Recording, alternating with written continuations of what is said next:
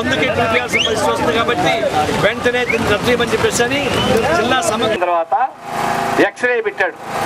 మనకు ఆరోగ్యం బాగాలేకపోతే ఎక్స్రే తీసుకుంటాం, లోపల పార్ట్స్ అన్ని బయటపడతాయని చెప్పేసి అని ఆయన ఒక ఎక్స్రే తీశాడు. రాష్ట్రం మొత్తం మీదుగా భూగర్భ సంపద ఎక్కడెక్కడ ఉందో ఒక ఎక్స్రే తీశాడు. 65 కేంద్రాల్లో భూగర్భ సంపద ఉందని చెప్పేసి అని ఆయన రికార్డుకు వచ్చింది. ఆ 65 కంపెనీస్ సంబంధించి కమిటీలు వేశాడు.